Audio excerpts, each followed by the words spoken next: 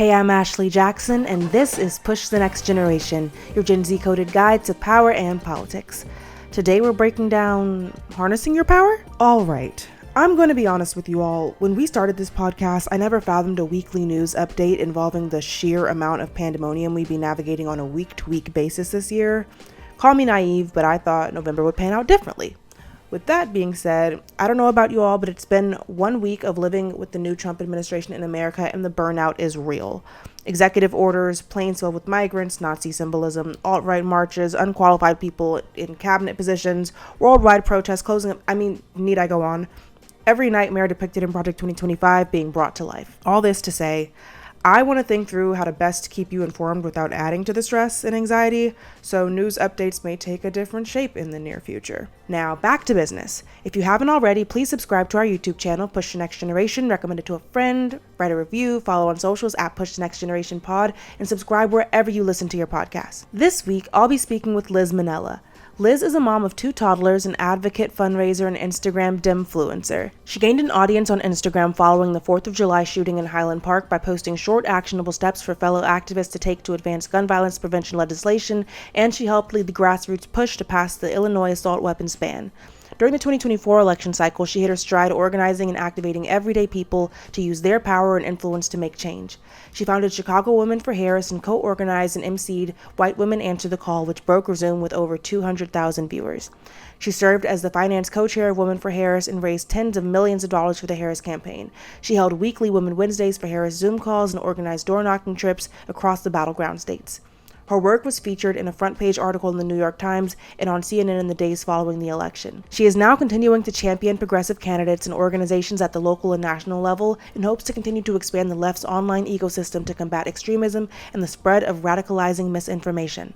Welcome, Liz. Hi, it's so nice to have you on Push the Next Generation, Liz. Thank you for coming. Nice to be here. Thank you for having me. I'm so glad we got to do this. Me too. Listen, we have been in the trenches in these last few months, and so I feel like we just need a woosah because, it's been a lot.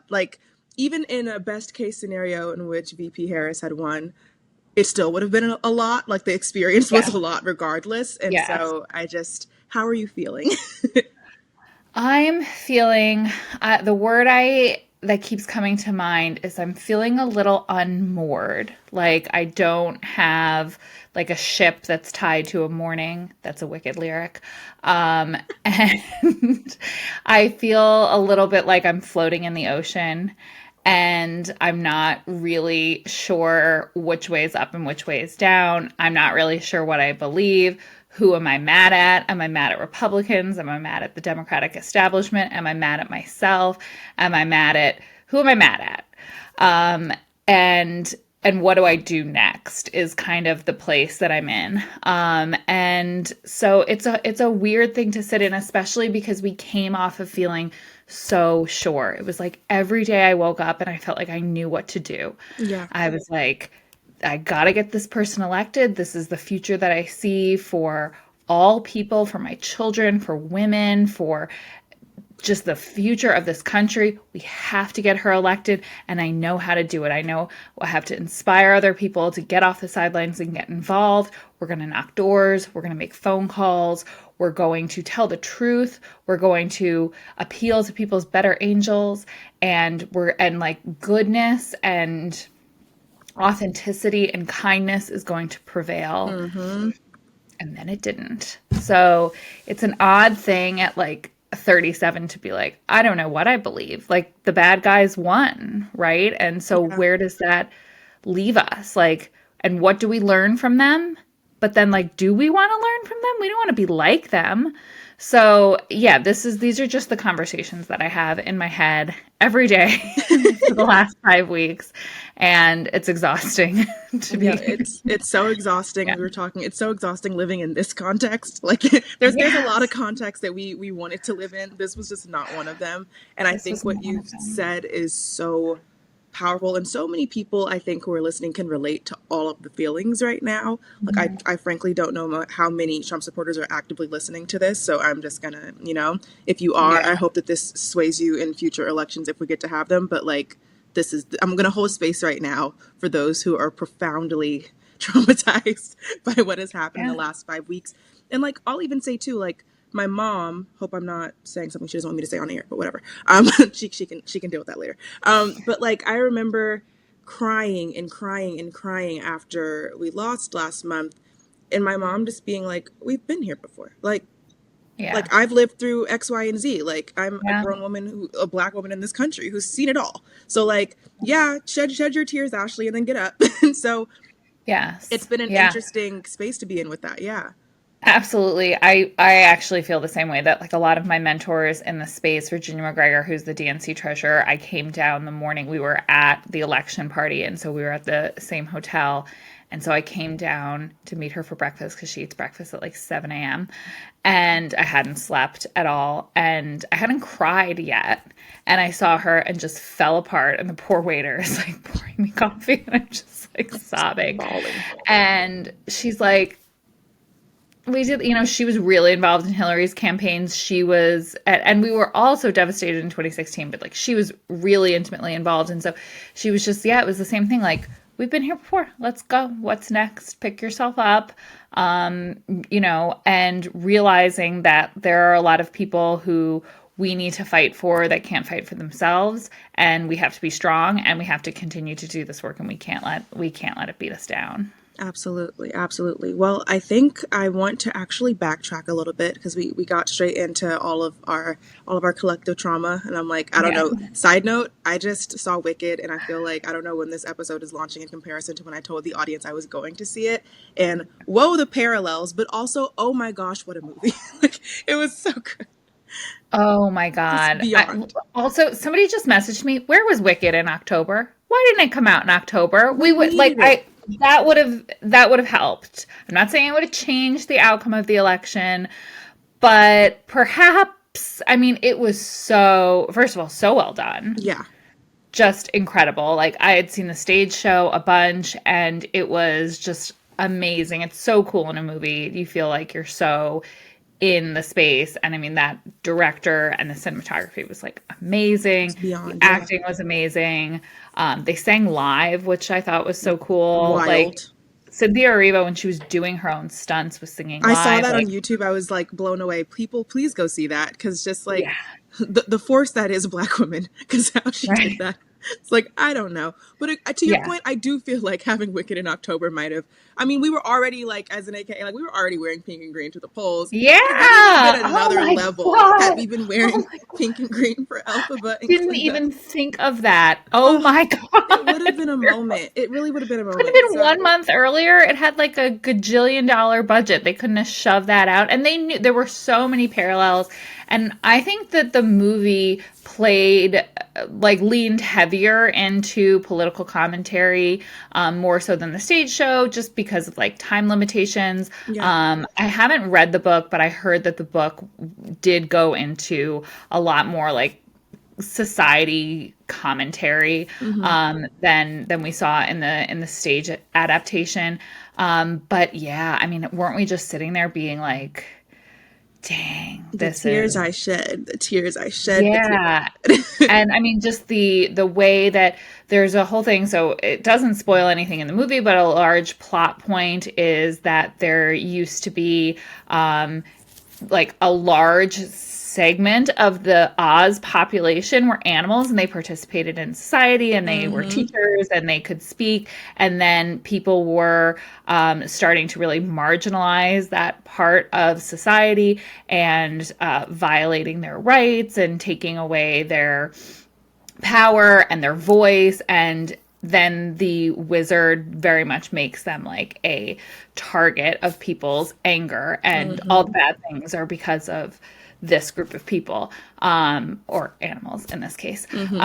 And so tons of parallels there with the way that we're able to manipulate the masses to believe that the problems in their life are due to a group of people and not due to a ruling class that is all smoke and mirrors. Absolutely. Abso-freaking-lutely. And like even seeing the response to Caitlin Clark, just validating the fact after she receives this huge honor that like she stands on the shoulders of other Black women who have led her to this point. And the response, I was like, oh, we're doing this. Like, oh, so no, Like, so I think I saw something that was like, yeah, like, oh, we didn't expect you to fall to the woke mob. I was like, I can't, like, Oh, I actually God, I can't didn't even see today. that. I just saw her clip, but I did not see Oh no, the the right's right wing response to it. response has been like we can't believe we lost you. Like, this is so unfortunate. And I'm like, she didn't even say like all she said was, I stand on the shoulders of these women. Like, let me hold space for them too, because this is Also, like, is this a controversial take that black women built the WNBA? Like, what are we that's actually doing in 2024? Yeah. what? So like, Like, yeah, I'm it's a sorry. controversial take, and like her saying it apparently means that she has been brainwashed into thinking that black people are worthy of existing in America. Like, that was essentially everybody's hot take, and I was like, I don't have time for this today. But yeah, it's Wow. nuts. Like, we're living in, it feels like some days I'm like, is this a movie? Like, is this just like a real, Yeah. like, it feels like that sometimes. But aside from that, I really do want to circle. I'm like, we could talk about all the current things all day Yeah, long, and we should. we could. But I would love to know from you, like, I have read a bit about your background and journey, but I would just love to know, and to set the stage for the audience, is like, how did you get here? Because you were working in one field, and then we look up, and Yeah. now we have Liz, the political activist Yeah. queen. Like, how, like, what was the vibe? I mean, it really was kind of like a change in my mid 30s that only happened, like 2 or 3 years ago. I've always been really politically engaged. My family always talked politics at the dinner table.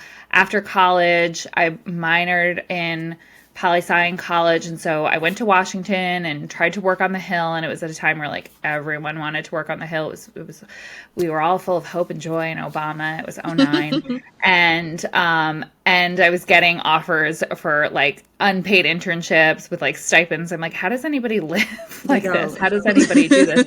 Which, by the way, is a commentary on the people who are able to get into politics, or people who are able to work a job that's not paid on their on ramp for the most part. So definitely, the rich get those types of positions. And I was like, I think I need and want a job that like actually pays me the money. So I took a job in fundraising and development. I got into events and worked in hospitality for about a decade, but really felt this calling, like I did right out of college, that I wanted my career to mean something more, and I wanted to have more of an impact on the world and do something that I felt really had meaning behind it.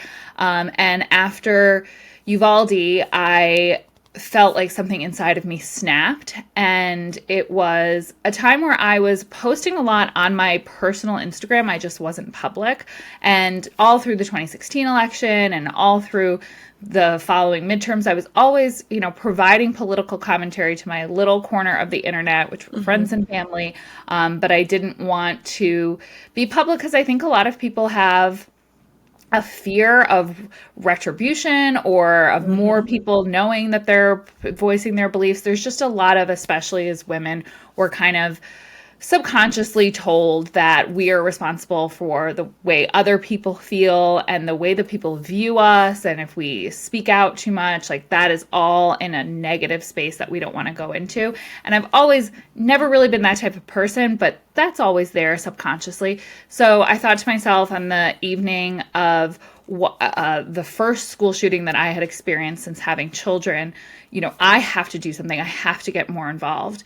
And I started writing on my Instagram and tagging my senators. I was living in New Jersey at the time, and tagging Cory Booker and saying, like, you need to do something. You were one of the most powerful people in the Senate. You need to bring the background check bill to the floor for a vote and let it fail, and let these people vote against it when they're still wheeling 9-year-olds out feet first. Like, do something. Even if it's performative, do something. And if you don't, like, you are part of the problem. And I got like kind of aggressive in what I was saying. And he wrote back, like he actually DM'd me back himself.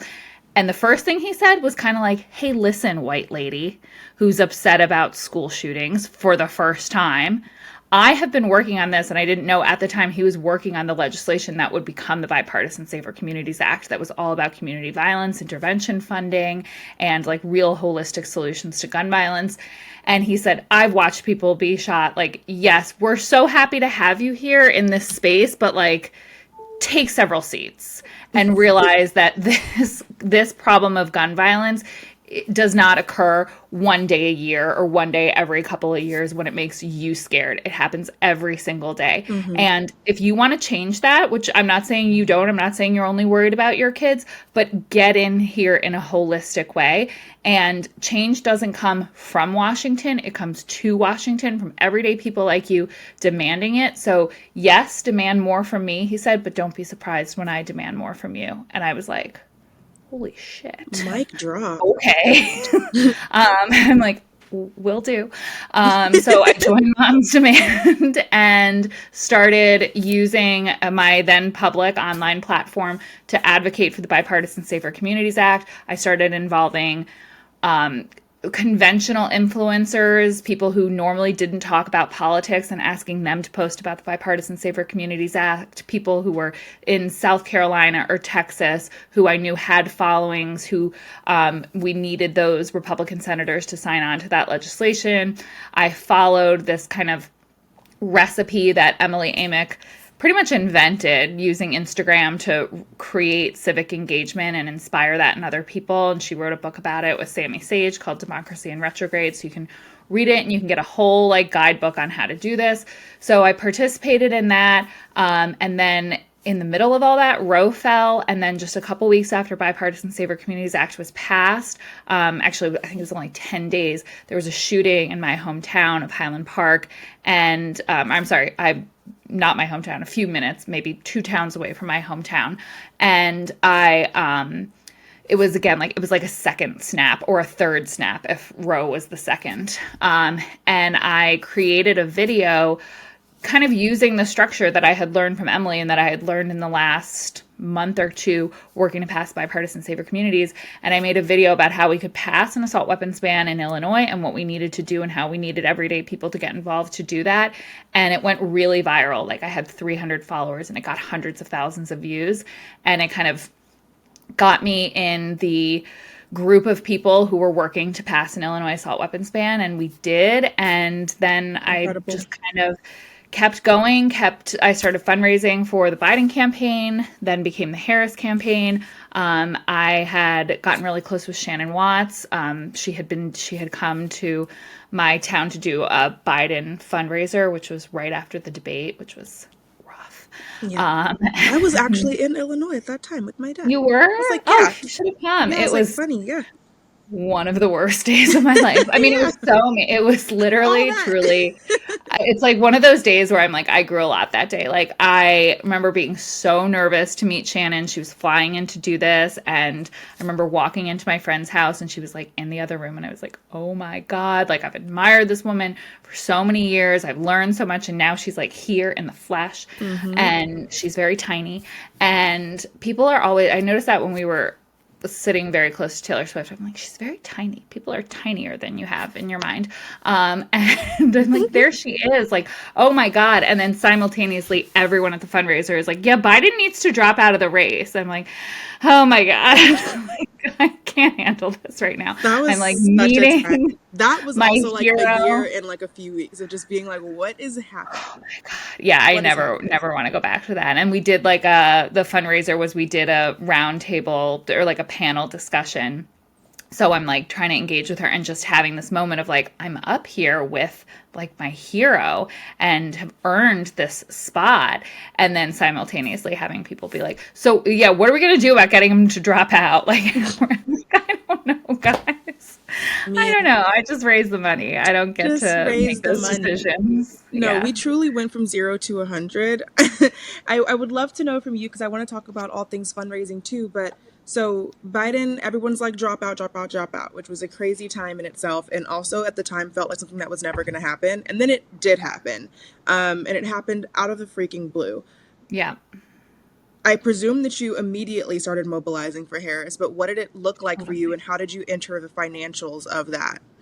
Yeah, so I immediately, so we have a group chat so I founded Chicago Women for Biden in March. We did our first fundraiser. I live in a really Democratic area. It's a really wealthy area, and it's just a lot of people who want to be politically involved, and this is a great way to kind of funnel their energy and resources into making a difference in elections. So I created a group of like 10 or so women that were kind of like a steering committee, a leadership council.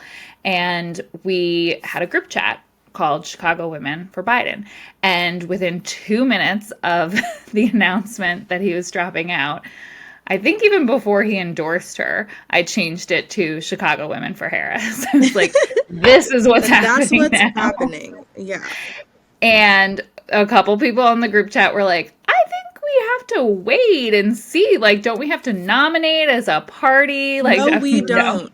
Apparently we do not. I do think, like, in hindsight, I know that decision has really been parsed over. And I think it's really like blamey to take that and say, oh, that was the reason that we were unsuccessful. Like, I just don't see another path. We would have tripped all over ourselves. The money wouldn't have transferred. It really, even if we had gone through the process of like a formal nomination of her, it would have just, I think, taken a lot of what was so exciting about the change at the top of the ticket was the energy and the excitement that we were able to harness. So that night I started planning. I jumped on the Win with Black Women call. My friend Donna Miller, who's a Cook County commissioner, sent me a text and was like, something is happening tonight. And I just watched in awe as these women mobilized within a couple of hours and had so much passion, so much just experience, and knew exactly what we were going to do and exactly how we were going to, make this campaign as successful as it could be. And then just like watching this money pour in, I was like, holy shit. And it actually never occurred to me that like white women should do it too. I then the next night did a meeting for Chicago Women for Harris, and we put it out to all of our followers. We started getting like thousands of signups, and I did a Zoom, and I had to keep increasing my Zoom count, and like 500 people jumped on the Zoom, and I closed that night, and I turned to my husband, and I was like, 500 people were watching. Like, oh my God, look at that. Little did I know that 36 hours later, I'd be hosting a Zoom for 100,000 people. Or more, streaming on YouTube. So yeah, that week was so crazy. We had that meeting on, I think, Monday night. And then the next morning, Shannon Watts texted me and said, I tweeted this, that white women need to follow in the footsteps of Win with Black Women and the AAPI women and the Latino women. And there was definitely some hesitation from some people. We convened a group of really politically active, smart women. And even in some of my like group chats, people were like, I don't think you can just like say that you're white. Like, I don't think you can like. That is the most fascinating phenomenon. Wait, can we unpack that for a moment? Because I remember just being like, I think it was on that call, because I was a silent lurker there. I was really shocked when people were like, yeah, saying white women, like we don't call ourselves that. And I was thinking, well, what do you call yourselves? Like, so can you break down what that is like? Yeah. It reminds me of the Mean Girls quote where she's like, oh my God, Karen, you can't just ask people why they're white. Like, oh my God, you can't just say that you're white, but you are white. And I think people are afraid that they're like being an oppressor by saying that, but I actually think it's the opposite. I think recognizing and speaking to the fact that we live in a society that gives privilege and like unconscious and conscious bias to a group of people, and like ignoring that is very I don't see color. Like very I don't see color coded. It's like you do, and we have to call a thing. And in order to talk about racism, you can't just talk about the way that it affects Black people. You have to talk about the way that it affects you. And I think people don't like to do that because they kind of have to say like, well, it affects me in the way that I get shit that I shouldn't. I get things that I haven't earned. That's what privilege is. Like you are being given something that somebody else doesn't, or you're getting to exist in a way that is safer, easier, what have you. And you can't talk about racism and only talk about the way that it affects Black people or brown people. You have to talk about the way that it affects white people. And that was going to be a theme of the call. And that made people really uncomfortable. So much to the point where some people were like, you shouldn't do it. But we had a really clear vision. You know, Joteka has been a mentor to Shannon. I feel like, especially in a post 2020 world, I felt like I had followed Black women, I had listened to Black women, I had understood the vibe of how you need to move forward in the racial equity and racial justice spaces. And also know that like you might get things wrong, but being so afraid that you're going to get something wrong and not speaking at all because you want to protect your own power and privilege and like that's racism too. Like you got to kind of put yourself out there. If you fuck up, you fuck up, you say you're sorry, you try to learn from it, but not doing anything because you're afraid of messing up and losing your power. Like that's also being part of the problem. So I felt like together we could navigate this. It was at the direction and encouragement of Black women. And we specifically said we were going to have, we weren't going to make it be like put another thing on Black women to have to come teach these white women how to be better in this political space and how to move forward in a productive manner throughout this campaign, that we were going to rely on the voices of other white women who had been doing the work and who had learned. And we just had a great lineup of speakers and everybody kind of came from a different perspective. And I know that some of the speakers really enraged the right. They just get very angry at us learning. Very, very angry. It was, I was sitting there like, oh, you guys are going to, people are going to respond to this, because like for me, it was incredibly validating and affirming. And typically when things in America validate and affirm me, that means it's pissing somebody else off. So it was just, but like I was just talking to Shannon about this, like it was such a moment. Because like, yes, that 5-hour call with Joteka and team was like life-changing. I don't know how many times I cried on that call. I stayed on the call. I was calling my friends. We were all just like freaking out. But what the call that you guys did transformed was this notion of like, it's only Black women in the fight. Like, and of course, like, or women of color in the fight. It became a moment where I was like, oh, there are other branches to this tree. There are white women who recognize the time that we're in, the moment that we're in, and are ready to engage. And so it became, I think that that's also what kind of spurred the hope, was like, oh, we don't all have to do this in our own silos. We can do this together. And so, it was monumental. Loved it. And it felt, so it just reminded me of that Shirley Chisholm quote that like, we'll elect a woman president when women of all different races, classes, backgrounds can come together. And it really felt like we did. Yeah. We really did.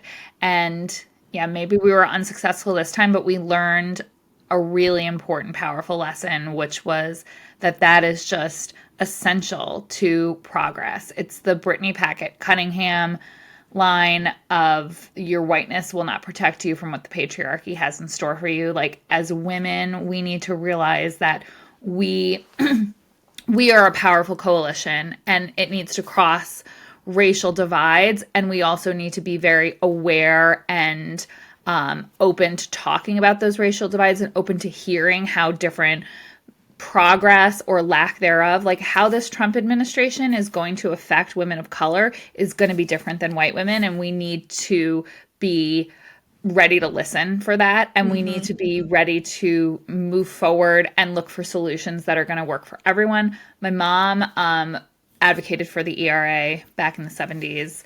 And talked a lot about how she saw that movement become really fractured and that it was just led by white women that just weren't listening. Like they were not, like they thought they knew best and they were trying to, ram through priorities and a movement that centered them. And it ultimately made them really unsuccessful, because unless we can center historically marginalized communities in social progress, like it's a non-starter. It's not going to work. Yeah, the math is not going to math at all. So I think also just really quickly, can you explain to the audience who may not know what the ERA is? I do, but I just would love for you to break it down so people can understand. So the Equal Rights Amendment would be our 20th Amendment, and it would ratify and enshrine all people's rights regardless of gender, and it would solve a lot of problems right now. It would really help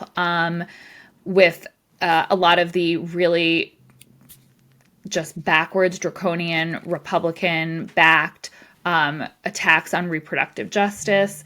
And I think there has been a lot of chatter about Biden being able to pass it and trying to like ram it through before Trump is elected. And this could definitely go into another segment of things that I like to talk about the Democratic establishment, is just like, it's just not going to happen. Like, I wish it were. I wish it would be amazing. It would protect women. It would protect particularly marginalized women.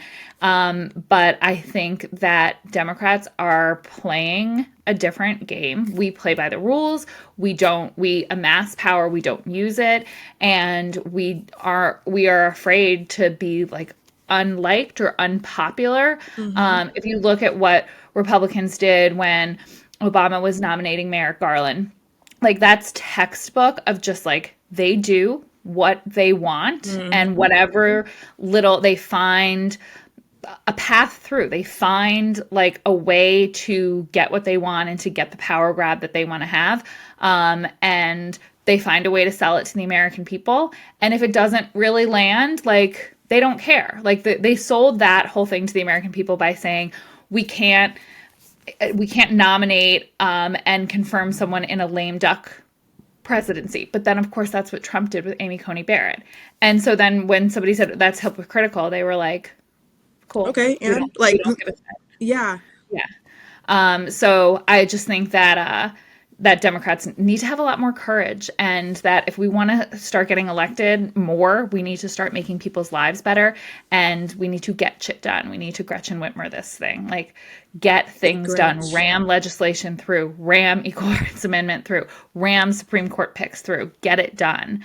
Because if we keep like wringing our hands. Jon Stewart did a whole thing about this on The Daily Show. He was like, sorry, like we want to save you, but like the Senate parliamentarian says we can't. So sorry about the fact that like you don't have rights or insurance coverage or, you know, the right to an abortion. Like, I'm sorry, but like just the rules, like the rules are the rules. Yeah, I think it's so interesting that you touch on that, because I think a lot of people on other sides, and not even just Republican, but let's say independent, like a lot of people look at the Democratic Party now and don't even expect people within the party to be able to say this out loud, which I think is so important, because like, again, I'm an American citizen. I'll criticize America all day and night if it means protecting, like, so like I think people have this notion of like you can't criticize, you can't have any opinions other than what the mass is thinking. But like, I think that there is a silent mass right now within the party going like, is this the strategy that's going to work for the next 20 years? Because I don't think it is, frankly. Like when I look at where we're headed, I'm like, the hope that we felt with Vice President Harris's candidacy was not only this notion of like, yeah, she's a Black woman, South Asian woman, like this is exciting, but like she was playing by different rules. And everyone went, oh my goodness, like Kamala HQ playing by different rules. We don't have to always sit back and be, you know, the victim here. Like we can push back. We can actually not even just push back, but just go out and be like, these are my thoughts. Like, and I think for a generation who's feeling incredibly disillusioned right now, outside of just the election, but just like being in America and seeing like the math is not mathing with a lot of things happening in our government. Like if the party doesn't listen to that and like understand that we are in a space where we're not feeling the vibes, there is a major disconnect. I fear for what the party could look like in 10 years. I mean, if they go ahead and if our party leadership looks like a bunch of white males as a result of vice president not winning, like, you think people aren't going to be like, I'm done? And I don't know where they're going to go, because right now we're definitely still operating within a two-party system. I don't think they're going to go Republican. I don't know what happens after that. Like, what do you think happens when people are like, I'm fed up? I think they would just completely disengage, and we would get more of this rhetoric of like both parties are bad. And so that just drives more power to the Republicans. So they're not necessarily going to go become a Republican, but they're going to give them more power. This is like the number one thing that I wanted to talk to you about, is getting Gen Z more involved in the leadership of the Democratic Party. We definitely have a party, and I'm stealing this from Sammy and V from American Fever Dream. They talked all about this. The most conservative thing about the Democratic Party is how we structure our leadership. It is so seniority based. It is all old white dudes. And we have these incredible leaders that are great communicators, people like AOC, Mallory McMorrow, David Hogg, young people. Also, some of these people like Max Rose and Ben Wickliffe, we call them so young. They're like in their 40s. They are not technically young. They have been in politics for 2 decades, for more than 2 decades. Right. But because they haven't been in politics for 4 decades, then the notion of them leading the party is outlandish. We need Gen Z to ram themselves into positions of power in this party. And we need to use social media and this incredible tool at our disposal that only we know how to use to connect with other people, to get people involved. Because it's very, it's not sexy. It's like getting people involved in their local Democratic parties, having them rise to positions in there, getting a voting spot in the Democratic National Committee, running for things like David Hogg is running for vice chair. It's not like easy, fast. You know, you see the fruits of your labor right away, but we really do need younger people to invest in this party, because otherwise it's just going to stay more of the same. It's going to stay this echo chamber of people who had success in the Obama years and are now continuing to run the party and the elections like we're operating in a 2012 world. We are not. We need people who understand the electorate. We need people who understand social media. We need people who understand the power of the internet, and that all persuasion and party affiliation is taking place online. Yeah. They are going after, we need to be thinking right now about 14-year-old boys, because they are going to be 18 in the next election. So we need to start thinking about how we message to them, how we make them feel like they have a place in this party. Where are they? What kind of Roblox, Twitch thing are they on? And how can we change the narrative to make it cool to care about people, cool to, not hate women, Just, all a little those something. things. But the people that are going to drive that happening are the people who understand it, and those people are all under 40. And we have to take back power in this party, because otherwise everybody's just going to disengage. I've had moments like that over the past month where I'm just like, I just want to like disengage. I want to lay down. And the more people that disengage, the more uninformed and not paying attention the electorate becomes, the more power the right and the Republicans amass. I think, what you said is so we gotta get important. those Gen Z kids in maybe not the most sexy, exciting roles, but and it's not going to be a super welcoming environment. We definitely, even within our elected officials, the way that leadership works is who has been there the longest, and we have to change that. And I think we have some great elected officials who are going to start hopefully advocating to change that in Congress, and we need to do the same thing in the makeup of the DNC.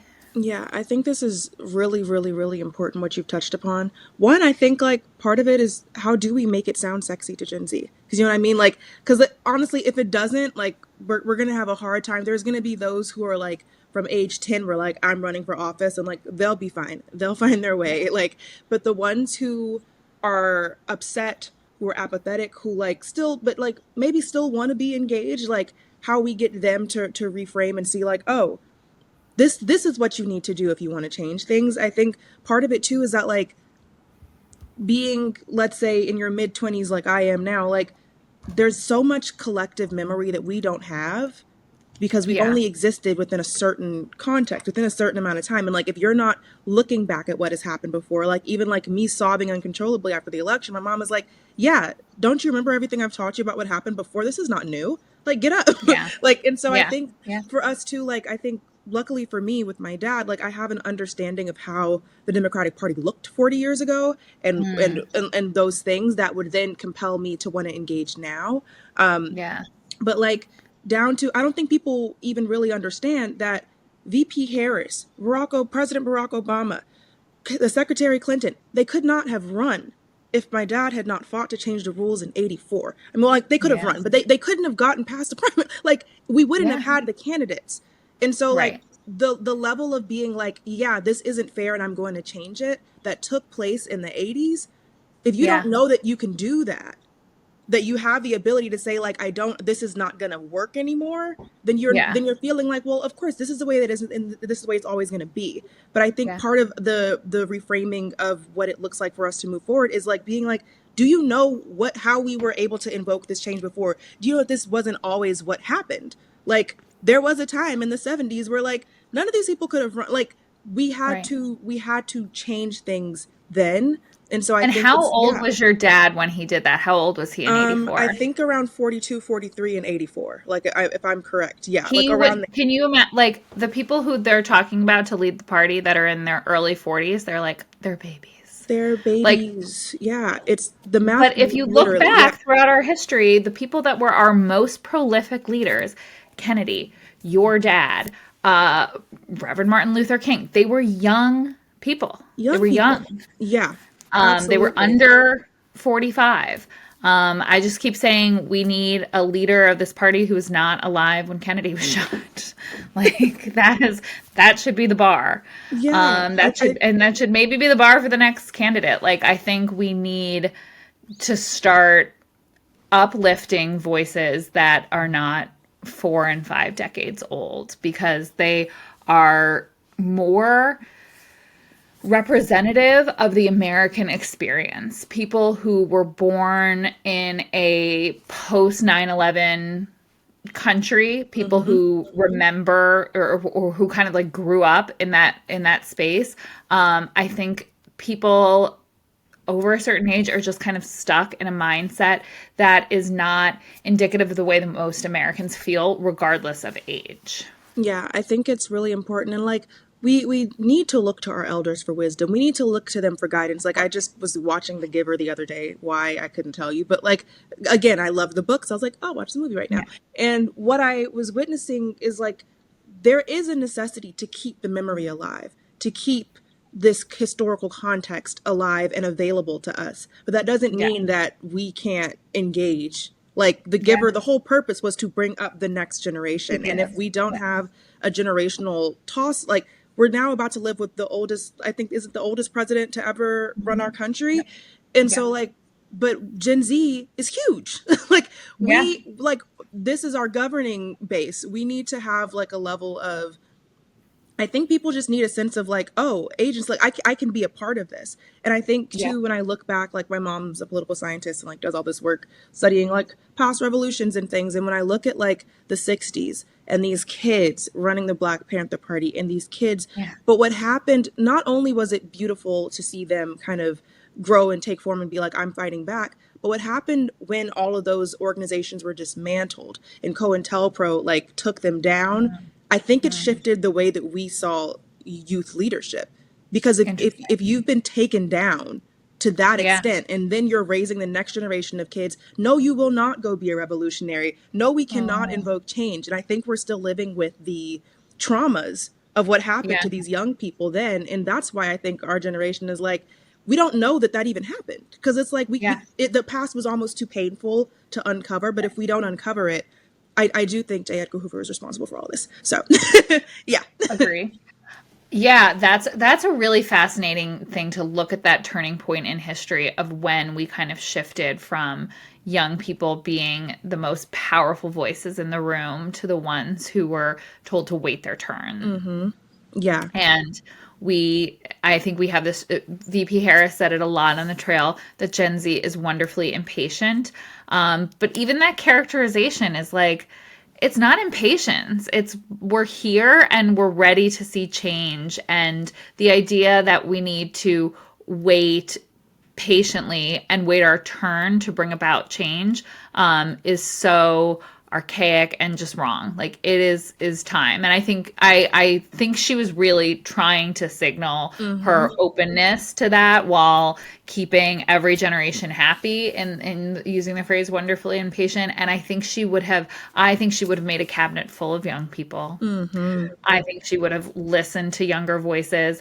And I really hope that we can still learn from that leadership and that ability to listen to this next generation who are going to be the most impacted by their I actually love the term woke, because that is what they are. They are aware. They have woken up to the fact that our climate is going to be a disaster, that they have less rights than their grandmothers do, that their ability to get into the middle class, to buy a home, to have financial security is very up in the air, and the fact that they have been plagued by gun violence and uncertainty in the world throughout their entire lives, right? And I also think, just by the very nature of our society now and the way information travels, they're able to just put things into a global context in the way that other people were not able to. When the Iraq war was happening and I was in college, I didn't have it beamed to my phone. And some people have talked about that as like this is a negative thing. Now I actually think it's a positive thing. I'm not saying that everything that has come from the propaganda to just the way that things are disseminated online is positive. But I think the fact that we have people engaged and aware of what is happening is a good thing. It just needs to be channeled in a positive way. That's so important. And I think as we're kind of strategizing, I let this being like a little strat call for everybody to listen in on, like in terms of your work in fundraising, and specifically with the Harris campaign, but just like, I know you as a prolific fundraiser. That's what I think of when I think of Liz Minnella. And like, I think people also don't understand how the money works. Like even down to just casually, like the amount of emails we got and text messages, like people don't actually know what the mechanism is. And I think giving Gen Z that information would also help, because like maybe so-and-so's path isn't going to run for office, but they really may have the resources, the network to fundraise in meaningful ways. Where should they be spending their money, their time? Like, how can we reframe the money conversation when we live in capitalist society and we don't want to talk about money, which is fascinating. I think, every bit of resource that you have, whether it's your time, your money, your own gifts and talents, those are something that you can give to this cause, this progressive cause. And I think finding your niche and finding the thing that you're really good at.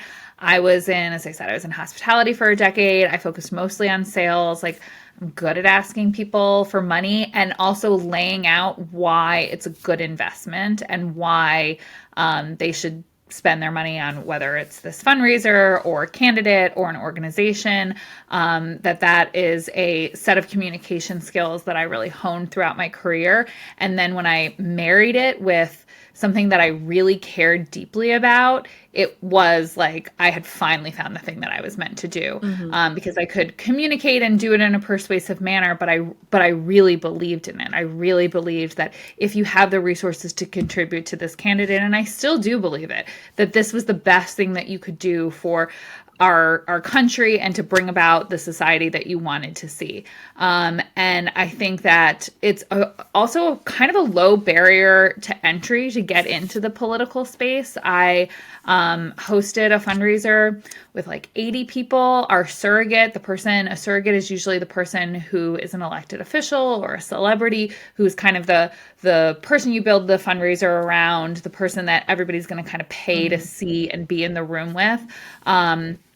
Our first surrogate was Virginia McGregor, who's the treasurer of the DNC, who had an incredible story of, being an everyday mom who had worked on local campaigns, but then really found her footing in the Clinton campaign and raised an incredible amount of money, did it again in 2020, and didn't stop when she lost in 2016. When most people would have backed down, she doubled down. So I had her as our first surrogate. And like 80 people showed up and we talked and we had incredible speakers, and it made me realize how much we were craving community and how fundraisers can be an incredible opportunity for people to feel like they're doing something, that they're learning, that they're connected with other people in their community, and they're moving the ball forward to bring about the future that they want to see. And it's something that I hope more people invest in. Some of the women that I've met throughout the last year or so during this election cycle, we're starting a super PAC to try to fundraise so that we can specifically fund more online efforts, we can have more people online making podcasts and being, Instagram influencers, more people writing Substacks. Again, that is something where there's a higher barrier of entry. You have to be able to work for a little bit without getting paid. You have to have the connections to be able to get on these media platforms.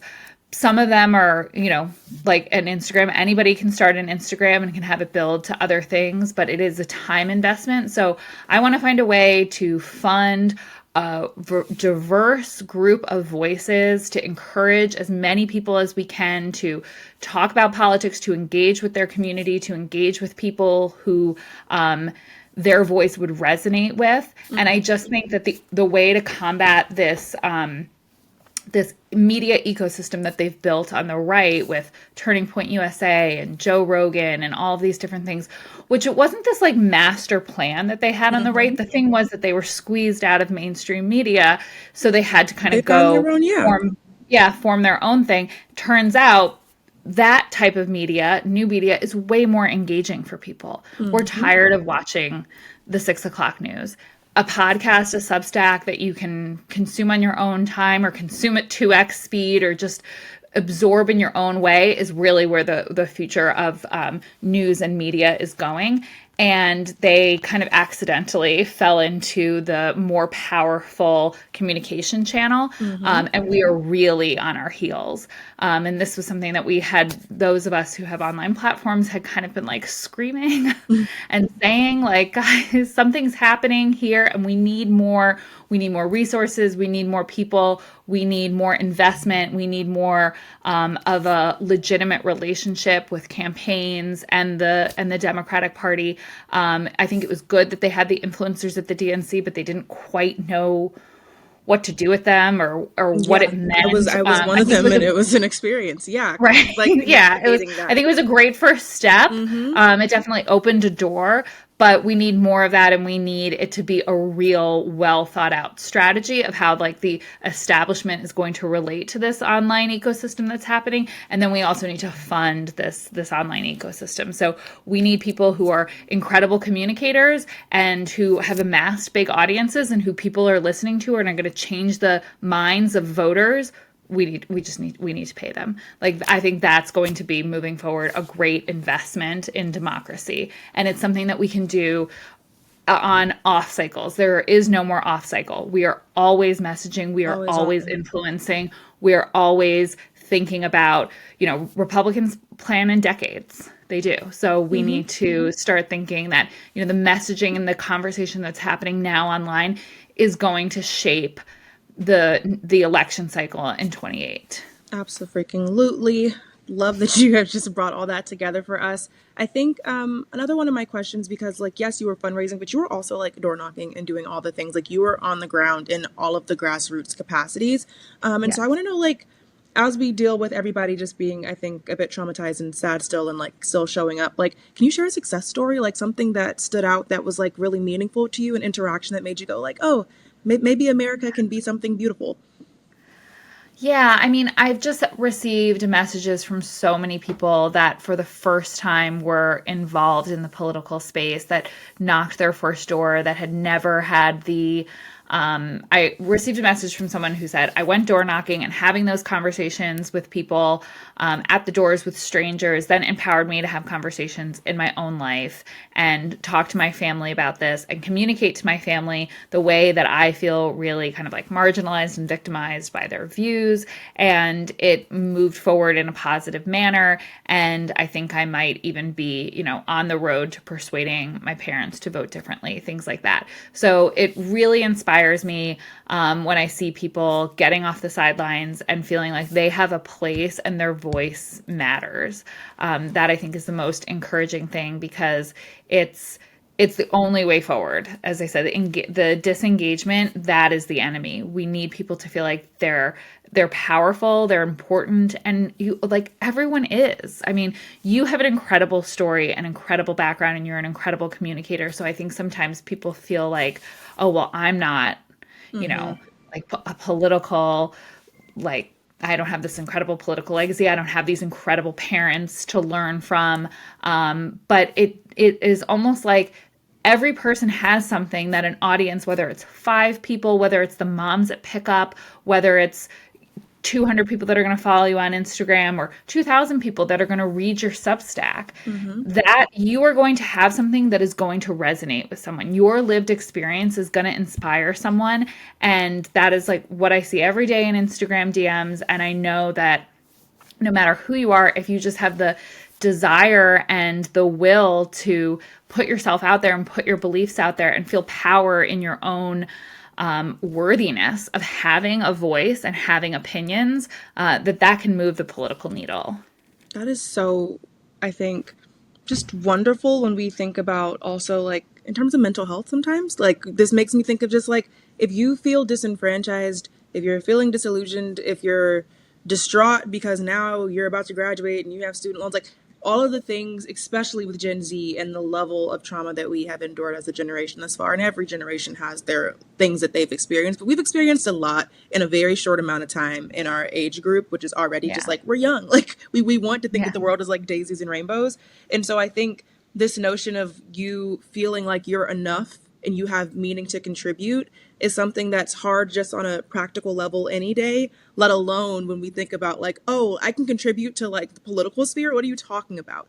So I think that it's really important to also implore people to kind of do the both and, right? Like hold your own space for yourself and also recognize that like this is your country and you're worthy to participate in making it the most equitable and just place for all of us to exist in.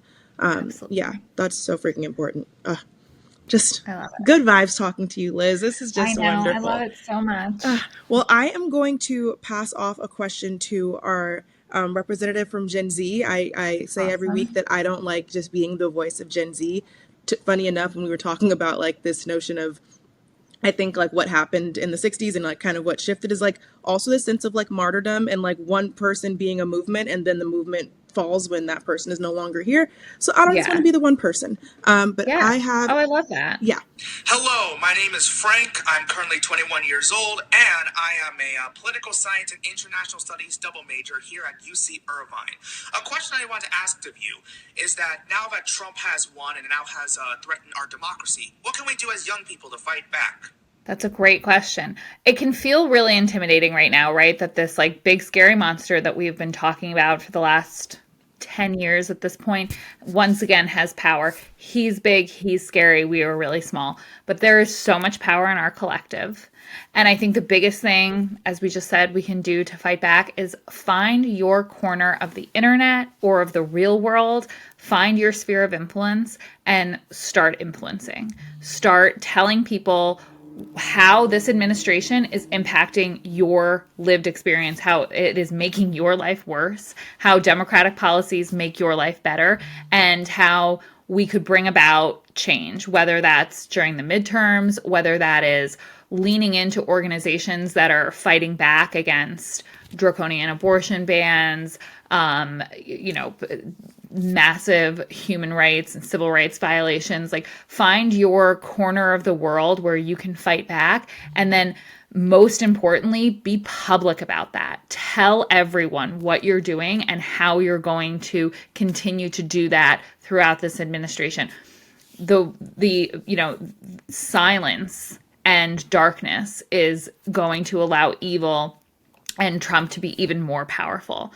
But the more we can shine a light on everything they're doing, and the more we can talk about how it's really impacting people's lives, and the more we can get that message out in big ways and small ways and to a large group of people, and maybe in kind of like smaller pockets, like whatever video game you play or college club that you participate in, whoever is the people that you're around that might listen to you, get that message out there and be talking about that, and don't let anybody silence you. That's what VP Harris says. Don't let anyone take your power. That is so, so good. Okay, I have one last quick question from you that just came up. Like thinking about the fact that, of course, like we thought that this was a landslide loss and it wasn't, which was like, thank God. Yeah. And it was like, so like that was a beautiful thing. And we see that we mobilized a lot of people, millions, over 70 million people were on our side of history. But when I look at that, I also know that there's no chance in hell right now that the